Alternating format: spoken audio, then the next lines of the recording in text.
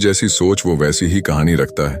कोई परिंदों के लिए बंदूक तो कोई परिंदों के लिए पानी रखता है। उस इंसान से कभी झूठ मत बोलिए जिसे आपके झूठ पर भी विश्वास हो। दुनिया के तानों से कभी नाराज मत होना।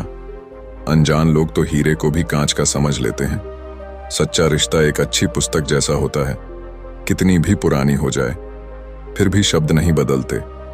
कामयाबी के दरवाजे उन्हीं के लिए खुलते हैं जो उन्हें खटखटाने की ताकत रखते हैं। जो लोग सब्र करते हैं या तो वो जीत जाते हैं या फिर सीख जाते हैं। जिंदगी में एक दूसरे के जैसा होना जरूरी नहीं होता, एक दूसरे के लिए होना जरूरी होता है। नमस्कार दोस्तों, धनी सेठ और एक गरीब आदमी की कहानी। दोस्तों, यह कहानी जानवर को भी इंसान बना सकती है। पत्थर की तरह मजबूत दिल रखने वाले की आंखों में भी आंसू आ जाएंगे। जिस गरीब आदमी को सेठ ने अपने महल के सामने एक रात्रि के लिए आश्रय नहीं दिया, उस गरीब आदमी ने सेठ के साथ कौन सा व्यवहार किया, इस कहानी से समझते हैं। दोस्तों, यह कहानी बड़ी ही शिक्षाप्रद, महत्वपूर्ण और ज्ञानवर्धक है।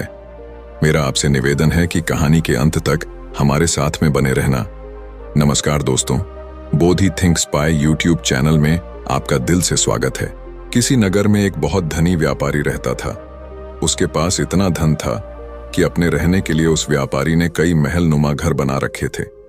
सेठ की सेवा के लिए उसके पास कई नौकर चाकर और कई तरह की सुख सुविधाएं थीं।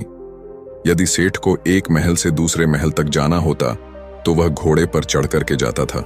सेठ का व्यापार पूरे नगर में फैला हुआ था और इसी कारण से उसे बहुत बार यात्राओं पर निकलना पड़ता था। परंतु सेठ इस व्यापारिक यात्राओं पर अकेला ही जाता था। किसी भी नौकर और अपने साथ किसी अन्य आदमी को लेकर के वह सेठ नहीं जाता था। इन यात्राओं के दौरान उसे कई बार घने जंगलों में होकर के निकलना पड़ता था और कई सराय में उसे रुकना पड़ता था। सेठ को अपने किसी भी नौकर पर विश्वास नहीं था, इसीलिए हमेशा वह सेठ अकेला ही यात्रा करने के लिए निकलता था। इसी तरह सेठ के दिन बीत रहे थे।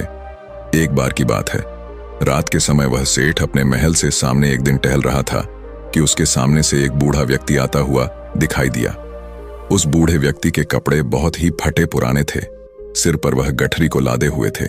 जैसे ही उसने सेठ को देखा, उस बूढ़े आदमी ने जो गठरी उसके सर पर रखी हुई थी उसे उठा करके नीचे रख दिया और सेठ को प्रणाम करते हुए कहने लगा, श्रीमान जी, मैं बहुत दूर से आया हूं और मैं बहुत थक गया हूं। यदि आप आज्ञा दें तो यहां रात काट लूं। उस बूढ़े व्यक्ति की बात को सुनकर के सेठ ने कहा, यह मेरा महल है, कोई धर्मशाला नहीं है। बूढ़ा व्यक्ति कहने लगा कि मैं केवल आपकी घुड़साल के बाहर ही पड़ा रहूंगा और सुबह होते ही यहां से मैं चला जाऊंगा। सेठ ने कहा, परंतु यहां तुम्हारी देखभाल कौन करेगा? उस बूढ़े व्यक्ति ने कहा कि मुझे किसी भी चीज की कोई आवश्यकता नहीं है, इसलिए देखभाल की कोई जरूरत नहीं है। सेठ ने कहा कि हमें क्या मालूम है कि तुम कौन हो। एक आदमी हमें रात भर के लिए तुम्हारी रखवाली के लिए यहां पर लगाना पड़ेगा। उस बूढ़े व्यक्ति ने कहा कि क्यों महाराज, ऐसा क्यों करना पड़ेगा आपको? सेठ ने कहा कि वह इसीलिए करना पड़ेगा कि रात को तुम कोई वस्तु उठा करके यहां से निकल ना जाओ। इस पर राम राम कहते हुए उस बूढ़े व्यक्ति ने अपने कानों को हाथ लगाया और सेठ को नमस्कार करते हुए अपने सिर पर उस गठरी को फिर से लाद लिया और वहां से चलने लगा। रात अंधेरी थी, आकाश में घने बादल छाए हुए थे, कभी कभी कुछ बूंदें भी होने लगती थीं। आंधी आने का डर था। वह बूढ़ा व्यक्ति बुरी तरह से थक चुका था। उसके हाथ पैर काम नहीं कर रहे थे, उसका चलना फिरना कठिन था। परंतु सेठ के इन कट शब्दों ने उसे ऐसा घायल कर दिया था कि उसे अब उस नगर के किसी भी शहरी के पास जाकर के विश्राम करने का विचार छोड़ दिया था। जोरों की बरसात होने लगी। जिस तरह रात का अंधकार बढ़ता जा रहा था, उसी तरह से बूढ़ा आदमी भी अपने सर पर गठरी को लादे हुए आगे चला जा रहा था। समय बीतता गया। कुछ दिनों के बाद वह सेठ अपने मित्रों और अन्य सेवकों के साथ एक दिन शिकार खेलने के लिए जंगल में निकल पड़ा। शिकार खेलते समय उसे अपना घोड़ा एक हिरण के पीछे उसने लगा दिया। बहुत ही प्रयत्न करने के बाद वह उसके हाथ ना लगा और इसी दौड़ में वह सेठ अपने साथियों से आगे निकल चुका था। जंगल घना था और घने जंगल में घुस जाने के कारण वह सेठ अपने नगर का मार्ग भूल चुका था। लगभग कई घंटों वह जंगल में भटकता रहा। इतने में ही रात हो गई। बारिश चालू हो गई, आंधी चलने लगी और बादल छा गया। कोई भी ऐसा व्यक्ति नहीं था जो सेठ की किसी भी प्रकार से कोई सहायता कर सकता था। बेचारा थक करके चूर चूर हो गया। जब उसे कोई रास्ता नजर नहीं आया तो वह एक वृक्ष के नीचे बैठ गया। आंधी इतनी जोरों से बढ़ने लगी कि जंगल के जो वृक्ष थे वह सब टूट टूट करके गिरने लगे। आंधी के कारण अंधेरा बढ़ने लगा।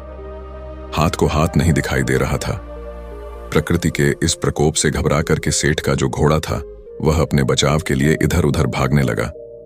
घोड़े का मालिक इतना थक चुका था कि उसे होश नहीं था। थोड़ी देर के बाद आंधी जब कुछ कम पड़, थोड़ी थोड़ी बरसात होने से चारों ओर जो फैली हुई धुल थी वह बैठ चुकी थी। आकाश को साफ हो गया था। तब सेठ ने देखा कि उसका घोड़ा उससे वहां से जुदा हो चुका है। उस सेठ ने उस घोड़े को 2000 रुपए देकर के खरीदा था और उस घोड़े से बहुत ही प्यार करता था। उसे पालने में उसने किसी तरह की कोई कसर नहीं छोड़ी थी। अब तो सेठ को घर पहुंचने की कोई भी उम्मीद नहीं थी। कहते कि सवेरा होने के आसपास रात का अंधकार बहुत बढ़ जाता है और इसी तरह आशा और सूर्य की किरणों के पहुंचने से पहले निराशा और दुख का अंधेरा भी बहुत अधिक हो जाता है। बहुत अधिक दुखी और निराश हो जाने पर उस सेठ को दूर से एक व्यक्ति आता हुआ दिखाई दिया। पहले तो उस व्यक्ति को देख करके वह सेठ सहम गया। कहीं यह कोई व्यक्ति चोर या डाकू ना हो जो उसे आकर के उसे लूट ले। परंतु जब उस व्यक्ति ने सेठ के पास आकर के नमस्कार करते हुए अपने होठों की मुस्कान से सेठ के हृदय को निर्मल कर दिया, सेठ को बड़ी उम्मीद दिखाई दी। उसे आशा का प्रकाश दिखाई देने लगा। हंसते हुए उस व्यक्ति ने सेठ से कहा, आप इतने क्यों घबराते हैं?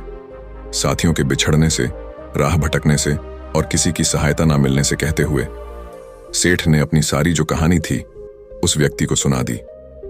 उस व्यक्ति ने जब सेठ की कहानी सुनी तो उसको सेठ पर दया आ गई और वह सेठ को लेकर के अपनी झोपड़ी में चला गया। वहां जाकर उसने बताया कि वह अपने पिता के साथ रहता है। जो भी रूखा सूखा भोजन हम लोग खाते हैं आप भी खा लेना और यहीं पर रुक करके विश्राम कर लेना। सेठ ने कहा कि परंतु मेरे घोड़े का क्या होगा? उस व्यक्ति ने कहा, सुबह होने से पहले मैं आपके घोड़े को किसी भी तरह से ढूंढ लूंगा।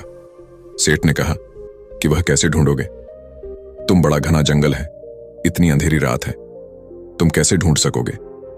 उस व्यक्ति ने कहा कि मैं इस जंगल के कोने कोने से परिचित हूं। सेठ ने कहा, तो क्या तुम मेरे साथियों को भी ढूंढ सकोगे?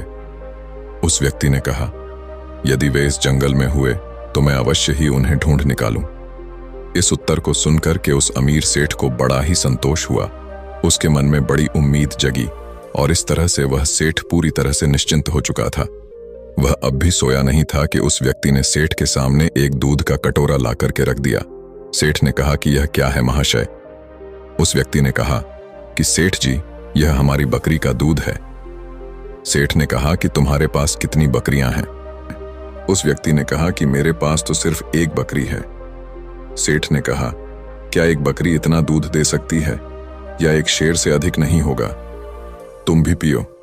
उस व्यक्ति ने कहा कि नहीं, पिताजी ने कहा है कि आज का जो भी दूध है वह केवल अतिथि सेवा में लगाया जा सकता है। आज हम लोग दूध नहीं पिएंगे। सेठ ने कहा कि ऐसा क्यों? उस व्यक्ति ने कहा कि हमारे यहाँ सबसे बढ़िया चीज दूध को समझा जाता है और अतिथि की सेवा में हम लोग इसको पेश कर देते हैं। मैं पिताजी का इकलौता पुत्र हूं और दूध हमारे यहाँ सर्वोत्तम भोजन समझा जाता है। पिताजी ने यह आपकी सेवा में भेजा है। सेठ ने कहा कि तुम तो सचमुच देवता हो। सेठ की बात को सुनकर के वह व्यक्ति कहने लगा, नहीं सेठ जी, देवता तो बहुत दूर की चीज है, हम तो पूरी मानवता को भी नहीं अपना सके। उसकी बात को सुनकर के सेठ ने कहा, नहीं भैया, मानवता तो आप में कूट कूट करके भरी हुई है। इस तरह बातें करते करते वह सेठ सो गया। अपने अतिथि की सच्ची सेवा करने वाला वह व्यक्ति चुपके से उठा और हाथ में मसाल लिया और अपने अतिथि के घोड़े को ढूंढने के लिए वहां से वह चल दिया। ढूंढते ढूंढते वह सुबह के समय के आसपास ढूंढा। बहुत ढूंढने के बाद आखिर उसे घोड़ा मिल गया। वह अपने अतिथि का घोड़ा ला करके अपनी झोपड़ी पर लौट आया। जब उसकी मां ने देखा कि अतिथि का घोड़ा मिल गया है तो वह उठ करके घोड़े के लिए सारा डालने लगी। वह जानती थी कि घोड़ा जंगल से घास चर करके आया होगा, परंतु फिर भी उसने अतिथि के घोड़े की सेवा करना अपना परम कर्तव्य समझा। घोड़े को यदि सारा ना मिलता तो शायद अतिथि सेवा अधूरी समझी जाती। सुबह के समय जब वह अमीर सेठ सो करके जगा तो उसने देखा कि उसका जो घोड़ा है वह सारा खा रहा था और अतिथि सेवक वह व्यक्ति उसके सामने हाथ जोड़े हुए कह रहा था, आज ईश्वर ने हमारी लाज रख ली। उसको सुनकर के सेठ ने पूछा कि कैसे। उस व्यक्ति ने कहा, सेठ जी, आपका घोड़ा सकुशल मिल गया। यदि वह सामने की ओर निकल जाता तो शायद बाघ उसे अपना शिकार बना लेता। इतना सुनकर